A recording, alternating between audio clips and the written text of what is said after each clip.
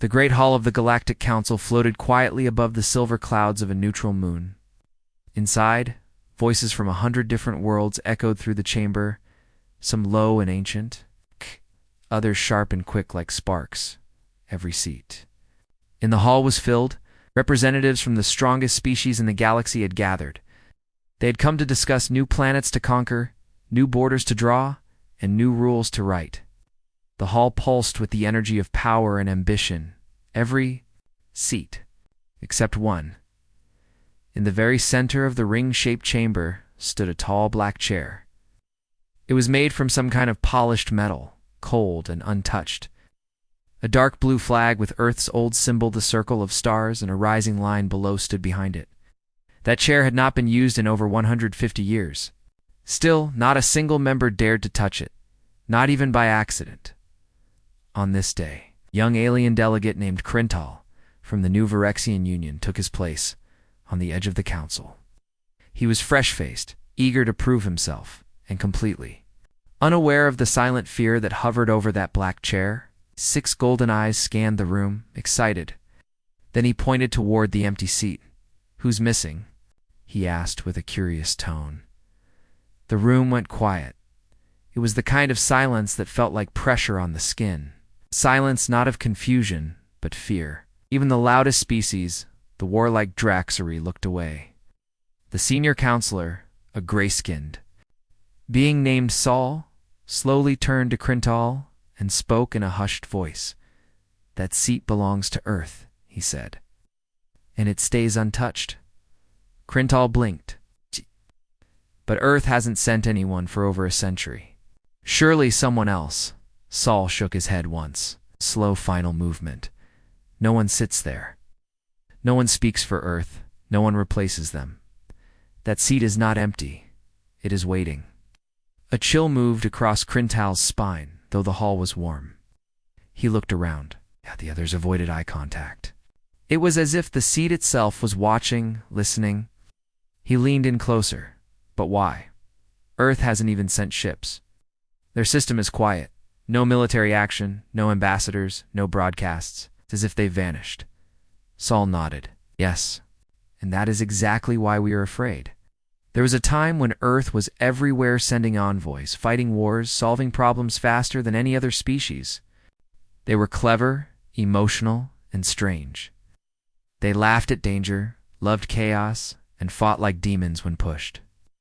Other civilizations had taken centuries to join the stars. Humanity had done it in less than one. And once they arrived, they had changed the rules. Earth never needed to dominate," Saul said softly. "They simply offered help. But when they helped, they never lost. Not once." Crintal leaned back, confused. "Then why did they leave?" No one answered right away. Then an older representative from a cold-water species called the Thurn spoke from across the chamber. Her voice was slow, like deep ocean currents. "Because we betrayed them," she said. "And they gave us one warning. One." The room held its breath. Crintal had never heard this part of the story. It was not taught in any academy. Long ago, the Thurn continued, a group of council members formed a secret vote. Wanted to block Earth from expanding its fleets. They feared how quickly humans adapted. They feared the way Earth formed alliances with both war species and peace species alike. So they tried to limit them, to cage them. "They failed," Saul added, voice cold. No one knew exactly what Earth did next. Some said their AI networks infected council systems without detection. Others believed their stealth ships sat above every council world, invisible and patient. What was clear was this. Within 1 week of the vote, every species involved had a major failure. Defense shields fell for minutes. Deep code archives were rewritten. Entire star maps vanished from military memory. And one message appeared on every main council terminal, written in English. "This is your only warning. Earth will not play your games." From that day, Earth disappeared from the council. No ships, no delegates, no threats. They just stopped, yet their seat remained. One time, only once. A young warrior from the Zarin Empire laughed during a session and sat down in Earth's chair as a joke. The entire room froze. They begged him to get up. He refused, said it was just a seat. 3 days later, the Zarin homeworld lost all satellite connections. Within hours, every ship in orbit shut down. The planet's atmosphere glowed red from some kind of ion storm. No one ever explained it. The storm lasted exactly 60 minutes. When it ended, Earth's beacon on the moon blinked once. The seat's metal shimmered in the Zarin warrior's name was erased from the council records. Crintel's face had lost its color. "You think Earth did that?" Saul didn't answer. He just looked at the seat. "It doesn't matter what we think. It only matters that no one ever tried." Again. The meeting continued, but the energy was broken. No one looked at the center. No one mentioned Earth again, except Crintel. Later that night, curious and bold, he accessed the oldest records he could find. Earth's last speech it had been, buried deep in the archives, locked behind layers of digital encryption. What he found made his heart tremble. The message was short. Peace was given. You chose fear. Until the galaxy understands the cost of its pride, we will watch. Do not wake us. Crintel shut the file. Far above, in the dark edge of the Milky Way, a small sensor blinked to life in the solar system. It had not activated in 157 years, until now Earth was still watching, and someone had just asked the wrong question. Before Earth went silent, before the seat was left untouched, there was a war. A war so brutal, so fast, and so confusing that even now, centuries later, no one fully understands how it ended so quickly, or how Earth won with so little. They called it the Red Horizon War, but Earth never gave it a name. They never celebrated it. They never talked about it. To them, it was a warning. To everyone else, it was the beginning of the fear. It started when the Corotel Dominion, powerful alien empire with 3 suns and 60 war fleets, invaded a small colony in a neutral system. The colony had humans living there only, a few hundred families, peaceful settlers under council protection. But the Dominion did not care. They were testing the council's power, testing the limits. When they arrived, they didn't send a warning. They sent fire. The human colony was burned in hours. Only a single distress signal escaped before the entire surface was turned to glass. The council hesitated. They didn't want war with the Corotel. They were too strong, too large. Many species whispered that it was just one human colony. One mistake. One loss. Let it go. Earth did not hesitate. They didn't ask for permission. They didn't attend meetings. They didn't explain. They responded. 3 ships. That's all they sent. When the message arrived, most in the council laughed. The Corotel had thousands of ships, planetary defense systems, solar cannons, and battle stations larger than moons. What could 3 ships possibly do? But the laughter didn't last long. The ships arrived in Corotel space and didn't stop at the border. They went straight through, cutting across fleets like shadows in fire. No one understood how. Every attempt to scan them failed. No broadcasts. No messages. No life signs. Just 3 black vessels with no visible weapons, no markings, just the symbol of Earth, glowing faintly on their hulls. The first battle station they passed exploded from the inside.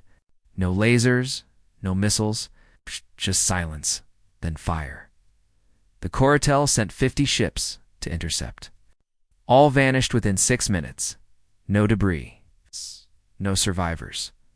The council demanded Earth explain itself. The only reply was a sentence sent from one of the black ships. "You burned our children. We are not here for war. We are here for balance." Within 2 days, the Corotel home system went dark. All communication ceased. Satellites shattered in orbit. Cities lost power. Their central AI, the heart of their empire, simply turned off. On the 3rd day, Earth's ships stopped. They didn't stay. They didn't conquer. They just left. The galaxy watched in silence. No demands, no prisoners, no victory speeches. Just Silence. Afterward, the Corotel sent a message to the council. One sentence. It was the only message they would ever send again. We surrender to Earth. Do not mention them in our presence again. The Empire collapsed shortly after, and Earth never returned to the council floor instead. They left one final message delivered to every council species, encrypted with a code only humans used. When decrypted, it read, "We will not fight for. Control, we will not conquer. But if you bring fire to our doorstep again, you will see what we are when we stop holding back." From that moment forward, everything changed.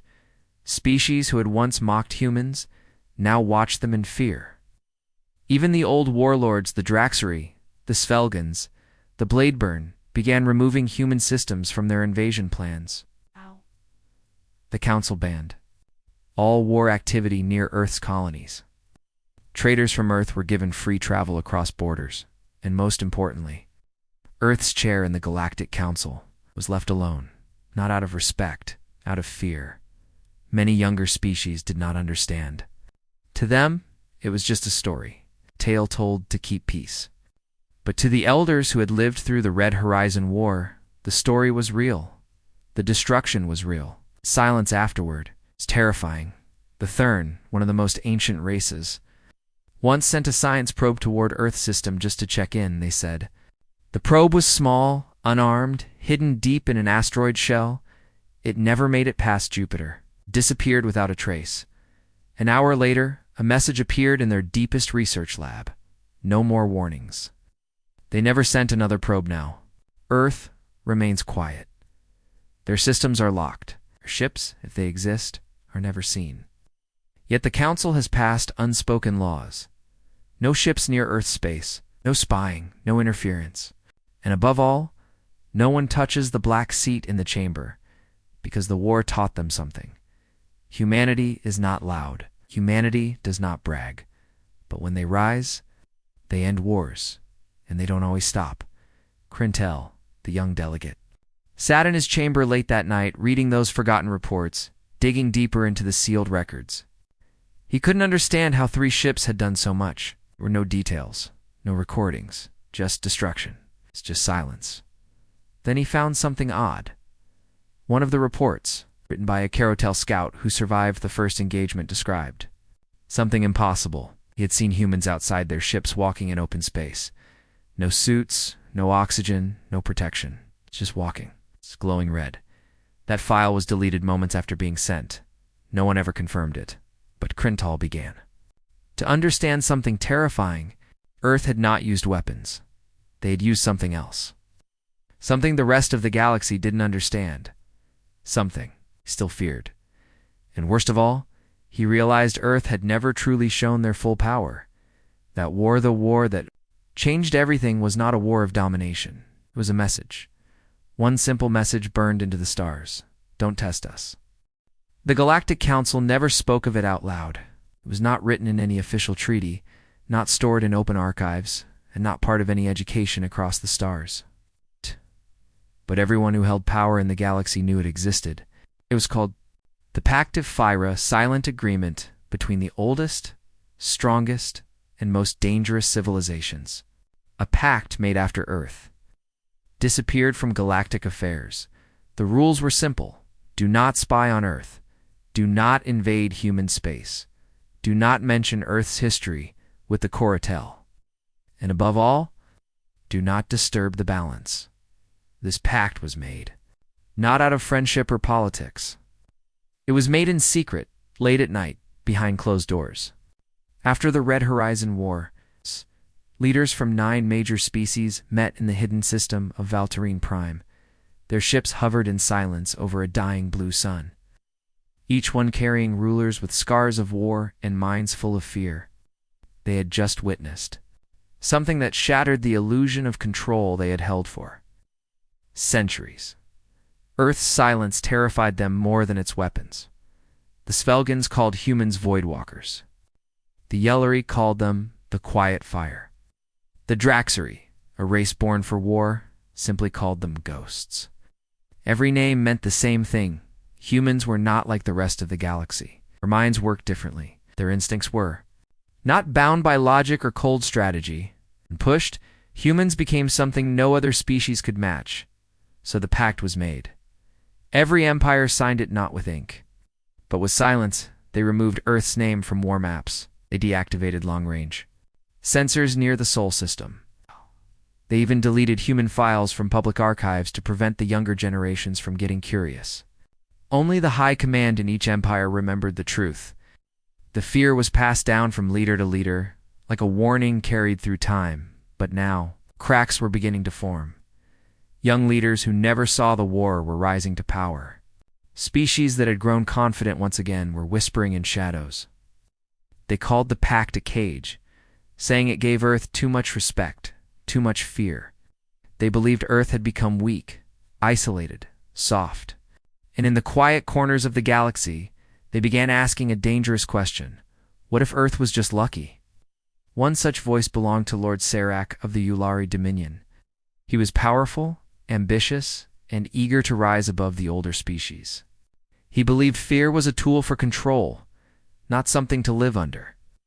And more than anything, he hated the empty chair in the council chamber. To him, it was an insult. A symbol of a species that didn't even show up, yet still held power through. Fear, so Serac made a choice.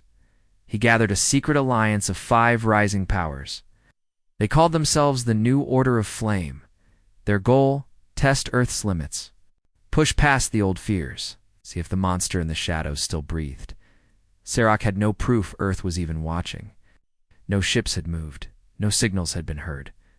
The Sol system was quiet. It's dead even, maybe, he told his allies Earth. Fell asleep. Maybe they rely on fear because they no longer have strength. Their first move was small, just a surveillance drone disguised as cosmic dust, launched toward the edge of the solar system.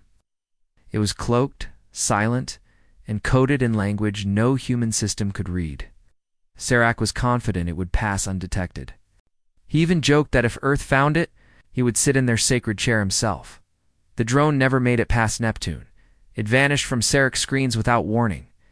One moment it was moving through the Kuiper Belt. The next, nothing. No explosion. No error. Just gone. Serac laughed it off in front of his council. But that night, something strange happened. Every system in the Yulari capital experienced a single flicker, just 1 second of blackout. Lights returned, screens rebooted. Everything seemed fine. Except for one thing. Across every screen, from warships to children's tablets, a message had appeared for that single second. Watched. That was all. No source, no return signal. Just one word. Serac ordered the message deleted and threatened anyone who spoke of it. But the damage was done. Whispers spread. Fear returned. Some of his allies began to distance themselves. The Thurn withdrew all diplomatic ties with Serac's people.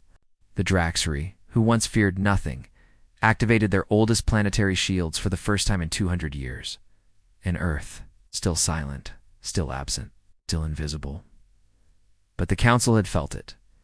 The pact of fear still held, but it was bending. Slowly, quietly.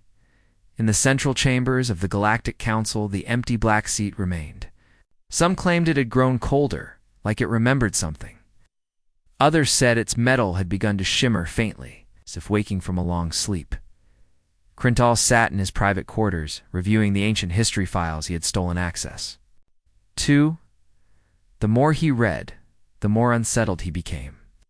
He had seen the message watched. His species hadn't launched the drone, but they had access to the network that received the message. And somehow, the signal had passed through human code that shouldn't exist anymore. He wanted answers. He wanted to know the truth, but the truth was dangerous. One night, as he studied another old report, this one written by a human general centuries ago, he found a single quote that stopped him cold. The galaxy fears what it doesn't understand. We fear what we do understand. That's why we stay quiet. Crintal read it 3 times. Maybe Earth wasn't hiding because they were weak. Maybe they were hiding because they knew exactly what would happen if they stopped. The pact was not about peace. It was about survival, and it was starting to crack. There are stories in the Galactic Council that are never written down. No official record, no digital backup. They are passed by whispers in quiet rooms, behind locked doors. These stories are spoken in low voices and only to those with enough power or enough fear to understand what they mean. One such story is known simply as the Incident. It happened 78 years after Earth's last appearance at the Council. Most of the elder leaders had already passed away or stepped down. The new generation, proud and unscarred by war, believed the old tales were exaggerated. They laughed at Earth's silence. They called the empty seat a symbol of weakness, not fear. And one of them, High Marshal Reth Korin of the Zixori Empire, decided to make a point. Korin was known for his arrogance. He had crushed uprisings, broken planetary defenses, and commanded 3 star sectors. He was tall, broad, and wore a red cloak stitched with the flags of worlds his empire had defeated. In his mind, the humans were cowards, hiding behind a ghost story. He believed fear was a tool and that it should serve him, not the dead memory of Earth. So, during a council session filled with political talks and slow debates, Reth Korin stood from his seat and walked toward the center of the chamber. Straight, toward Earth's chair. The room went still, not quiet still, like time had stopped. Delegates froze mid-sentence.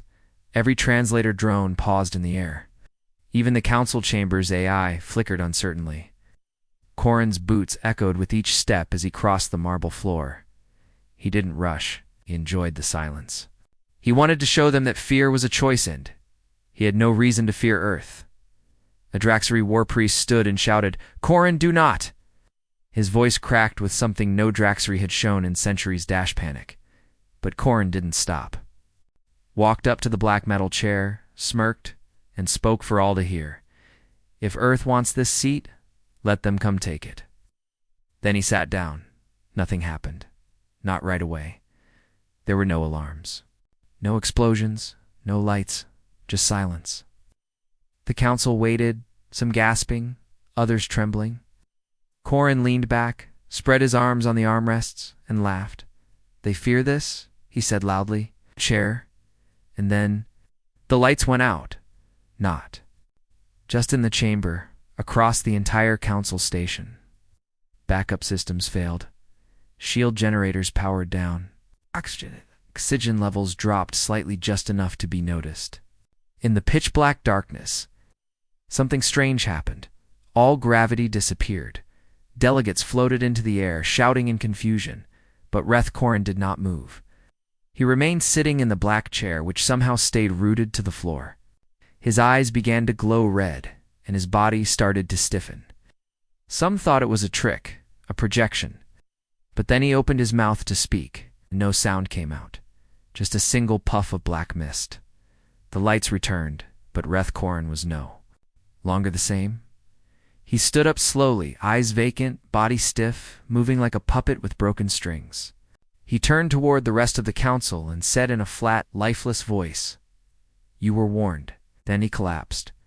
Dead, no wounds, no poison, no sign of struggle. His heart had stopped. His brain had shut down. Medical scans showed his neural patterns had flatlined before he hit the ground. Officially, the death was labeled a massive system shock. Unofficially, everyone knew Earth had answered. The next day, something even more chilling happened. The Zixari Empire Korin's entire empire lost control of their planetary network. Their war fleets froze mid-maneuver. All orbital weapons went offline. Their capital city's digital core was overwritten by an untraceable signal. All that remained on their largest screens was a message in English: "Do not sit in our place." The message disappeared after 10 seconds. It was never seen again. After that, the council banned all discussion of the incident. Records were sealed. Surveillance footage was deleted. Anyone who asked about Reth Korin's death was warned to stop immediately. New silent rule was added to the Pact of Fear. And never speak of the one who sat in the chair. The black seat in the council chamber was modified. A low-energy shield now surrounded it, completely invisible, but always there. Not for protection. It's not to keep humans out, to keep everyone else away. Krintal had never heard this story until now. He didn't find it in the official records. He heard it from a retired Varixian ambassador who had been in the chamber that day. The old being had never spoken of it before, but something about Crintile's questions had brought the memory to the surface. Like a scar that had never fully healed. He didn't scream, the old ambassador said, didn't fight. He just stopped being alive, as if something took his soul. Crintile felt cold. He stared at the black seat in the empty chamber late at night, lone under the faint glow of stars. He now understood. Something terrible. Earth had left the council, but they had not surrendered their seat. They had claimed it with silence, defended it with fear, guarded it with something no one could explain, and someone had tried to challenge them only once, and now the council knew Earth does not give second chances. Even though Earth had vanished from the council, and even though no human ships had entered open space in more than a century, rumors continued to spread.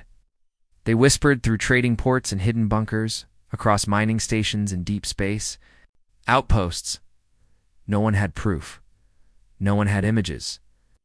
But the stories were always the same. Humans were still out there.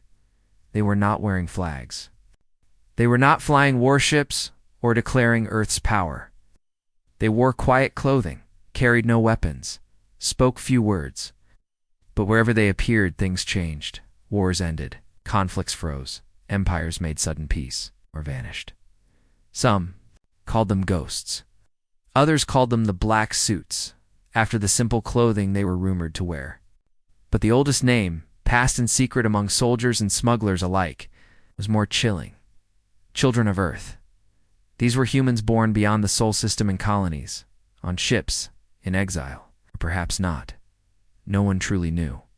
But it was said that when Earth vanished from politics, it didn't stop watching. It simply started listening in silence, and it left behind people.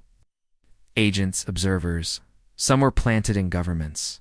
Some in trade routes, some in pirate networks. They never revealed themselves unless something was about to go terribly wrong. Then they would step forward, and just like that, everything would shift.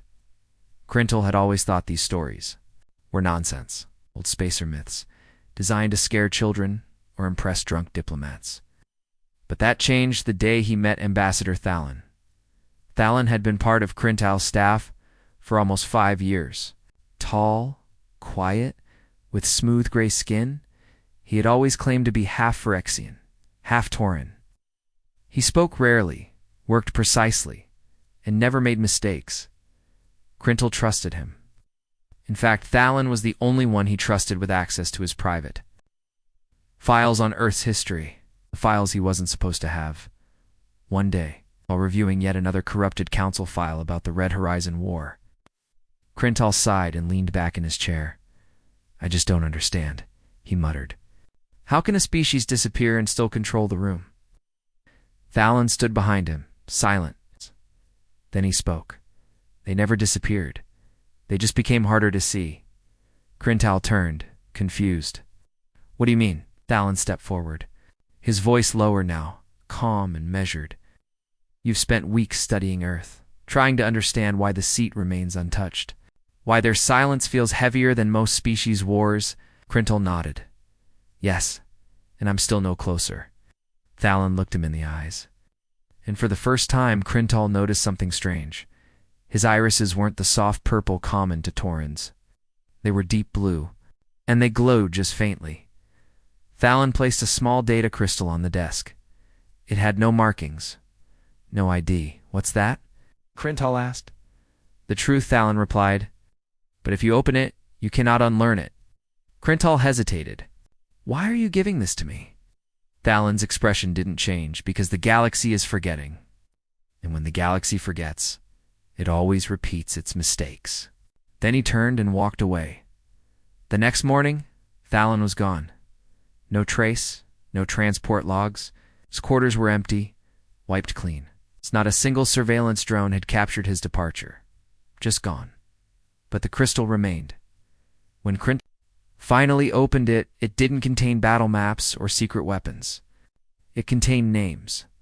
Dozens of them. Across sectors, planets, civilizations, scientists, leaders, soldiers, all with matching DNA markers.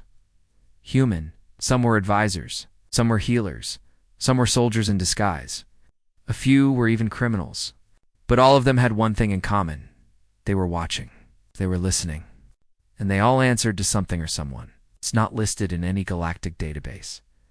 At the end of the file was a symbol, a circle of stars, the rising line underneath. Earth KR in single quotes to leaned back in his chair, his mind spinning. He realized. Now what the galaxy had missed? Earth didn't need fleets or broadcasts. It didn't need to sit in the council seat. It had already spread the children of Earth everywhere, quiet, patient, unseen, and he feared what would happen if someone triggered their return. He wasn't the only one who suspected the truth. Across the galaxy, strange things had begun happening. A pirate fleet near the Vendor Belt disappeared after targeting a human cargo ship. A regional war between two border empires ended in an instant after a mysterious signal disabled both their navies. No one took credit. No one ever saw the attackers, but one human traitor. Passing through council space, was heard whispering something. In a bar just before disappearing forever, Earth may sleep, but her children never stop dreaming. Back in the council chamber, the black chair remained untouched. But now Crintal couldn't look at it the same way. He no longer saw an empty seat. He saw a doorway, a shadow, a reminder. Earth never left him. If the galaxy kept testing that silence, it would find out the hard way that humanity doesn't forget, and it never forgives. The council chamber had never known silence like this before. It wasn't the usual pause before a vote or the respectful quiet after a speech. This was a silence that felt alive, like the whole room was holding its breath. Something had changed, something no one wanted to admit. But everyone felt it started the morning after Crintel unlocked the data crystal left behind by Thalon, the so-called half-Tauran who was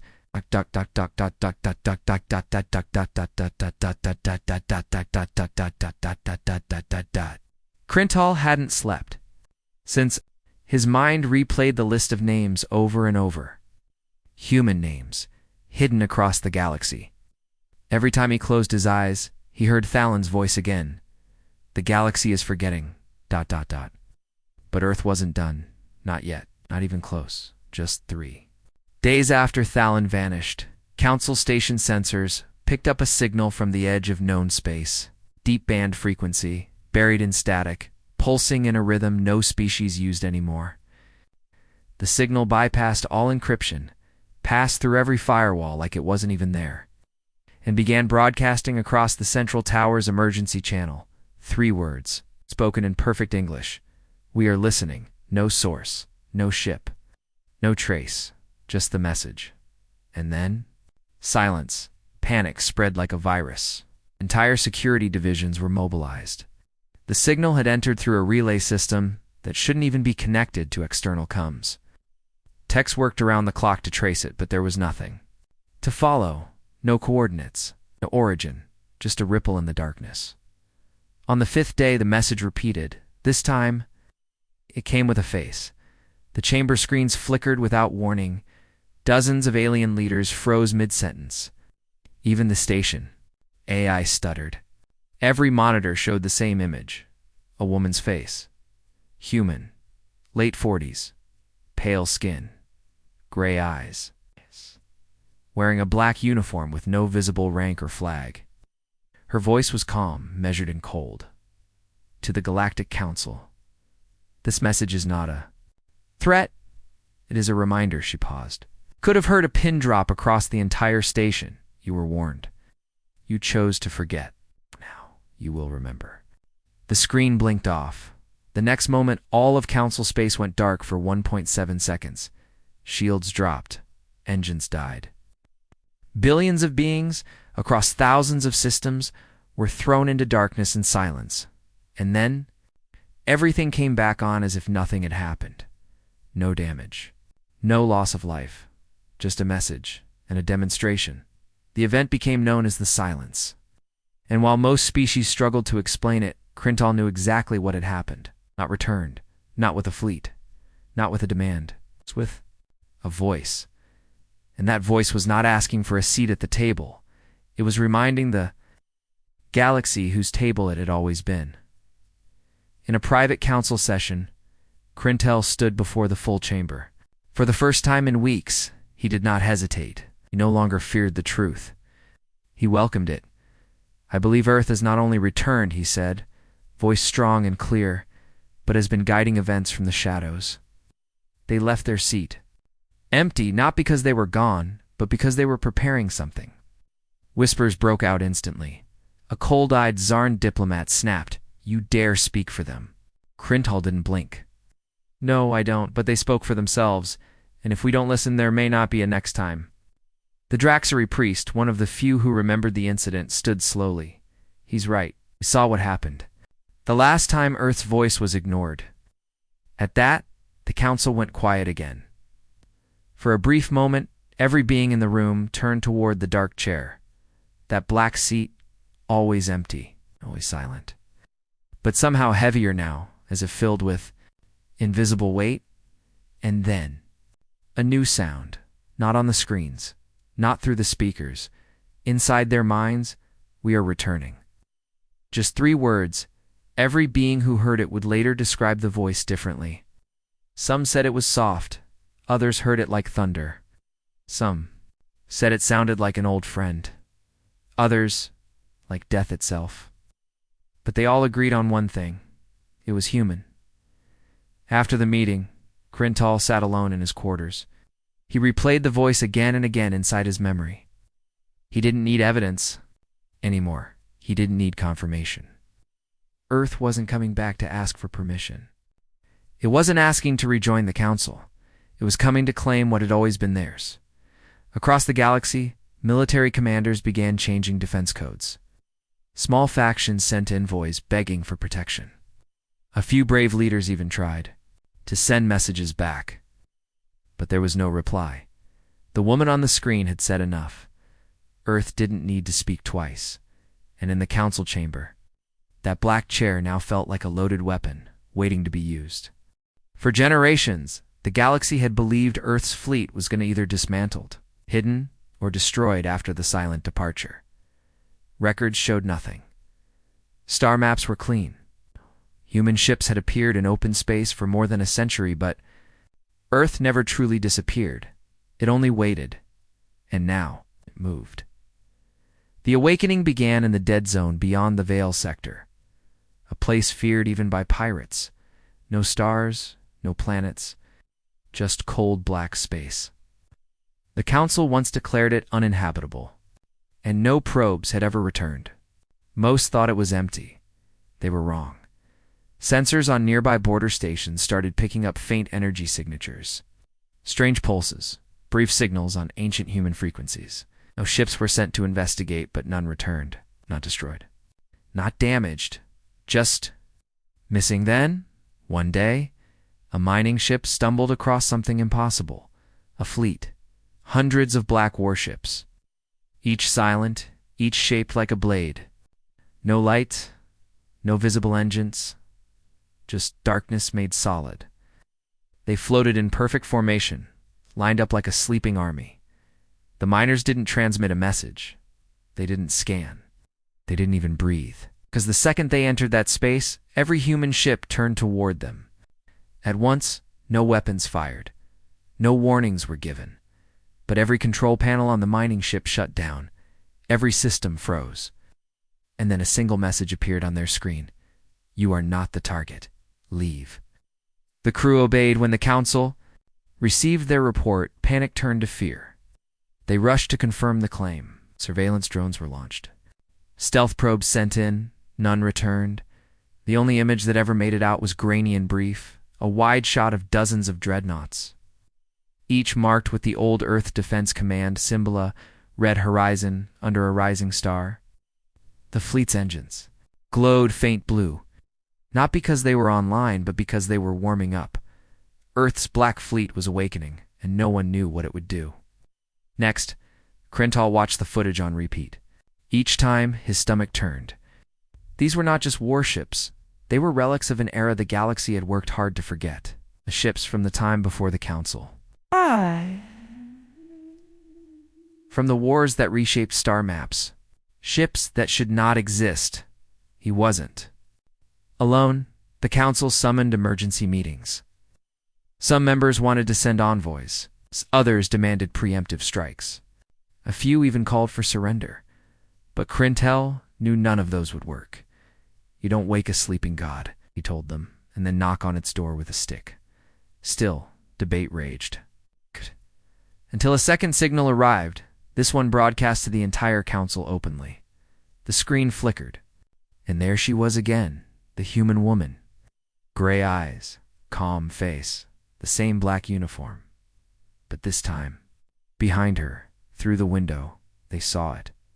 The fleet not parked, not idle. Moving, her voice was clear. "You forgot who we are. You mistook silence for weakness. But Earth remembers." The fleet turned, now heading toward the central systems. "You did not listen to our voice. So now you will see our shadow." Then the screen went black, the signal ended. No demands, no threats, just certainty. The Black Fleet was coming, and no one could stop it. Back in the council chamber, all eyes turned again to the empty chair. It's that cold black seat that had never been. Filled, no one spoke. No one dared. For the first time in centuries, the galaxy was no longer ruled by trade or treaties. Now it was ruled by fear, not of war, but of Earth's return. The stars over the central worlds dimmed. It wasn't natural, and it wasn't caused by anything the galaxy had seen before. The light didn't fade, was swallowed, as if some ancient shadow had returned to cover the sky. That shadow was the Black Fleet. It emerged from FTL in complete silence, warping into orbit above the Council's capital station like a wave of steel. Hundreds of ships, perfectly aligned, weapons armed but not firing.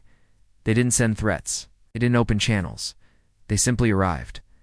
Across the surface, civilians stood frozen in place, staring up at the sky, watching as the darkness blocked out the sun. Military forces scrambled, preparing defenses that even their commanders knew would never matter. The Council's fleets, proud and many, stayed docked.